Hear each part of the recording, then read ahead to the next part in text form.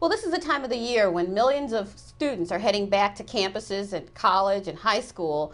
Many of them are packing plastic. I'm Connie Prater, senior writer at CreditCards.com, with Dan Ray, editor-in-chief at CreditCards.com.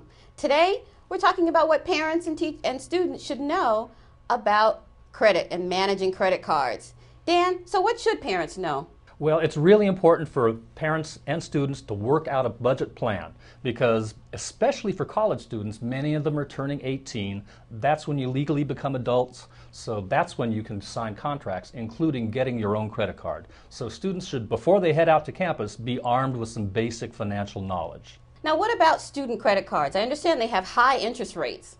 Yes, here at CreditCards.com we track 9 different types of credit cards. And when you graph them out, here's the low interest rate ones down here, and here's the reward cards up here.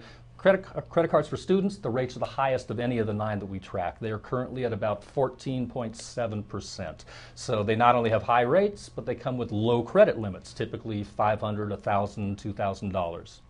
So now the types of credit cards that a student can get, there are debit cards, there are secure credit cards. Let's talk about that and what parents should know. That's a really good point. Now, parents should match up the card with the student's responsibility. You don't want to bite off more plastic than you can chew. So you want to match up the type of card with the level of responsibility, because parents, you know who those kids are that are responsible and those who aren't.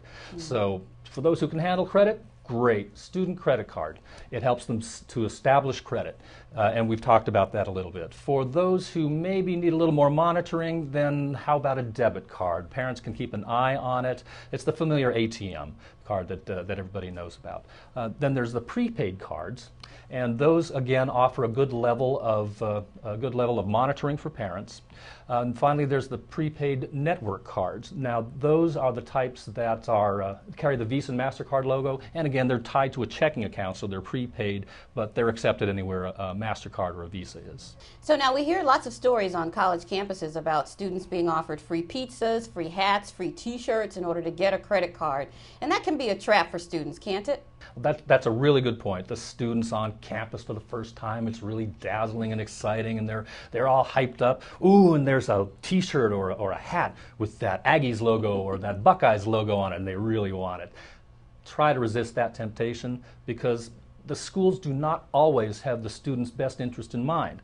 There's big money changing hands between the big credit card issuers and the schools.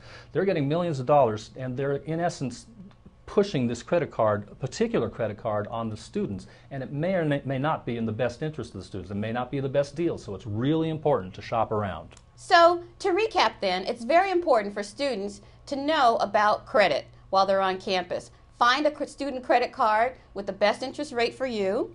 Parents, help your students live on a budget. Teach them fiscal and financial responsibility early on. I'm Connie Prater. And I'm Dan Ray. And for more on this and other credit information, go to CreditCards.com.